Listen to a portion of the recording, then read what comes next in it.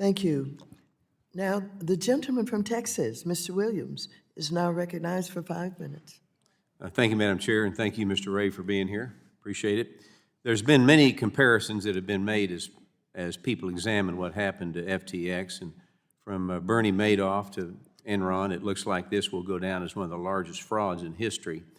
And Mr. Ray, you have a unique perspective on the fact that you have worked on the Enron bankruptcy. I'd be interested in real quick of you talking a little bit real quick about how it compares. You got cut off in the early time, and I'd like to hear a little bit about that.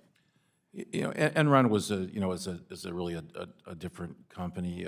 You know, the crimes that were committed there were highly orchestrated financial machinations by highly sophisticated people to keep transactions off balance sheets. This is really old-fashioned embezzlement. This is just taking money from customers and using it for your own purpose. Not sophisticated at all. Sophisticated perhaps in the way they were able to sort of hide it from people, frankly, right in front of their eyes. But this isn't sophisticated whatsoever. This is just plain old embezzlement. Old school. Old school. There you go. It seems like Freed has some interesting ideas on how he can stay relevant in the FTX world, and even after stealing customers' money and driving the company into bankruptcy.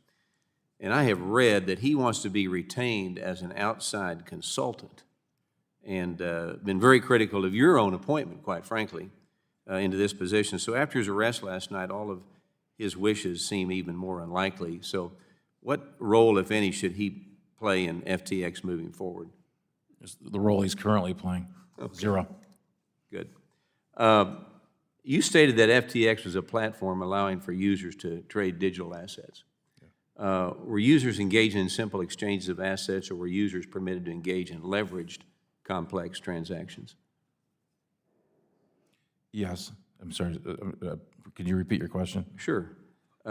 You stated that FTX was a platform allowing for users to trade digital assets. Were users engaging in simple exchanges of assets, or were users permitted to engage in leveraged, complex transactions? Yes. Okay. You also stated that you have recovered over $1 billion in assets. Can you give a description of the nature and type of assets you have recovered to date? We've recovered over $1 billion of crypto assets. These are, coins of various nature, and we've secured those. But that's been our primary focus. We've certainly also secured, our cash in all of our bank accounts. The bank accounts were frozen.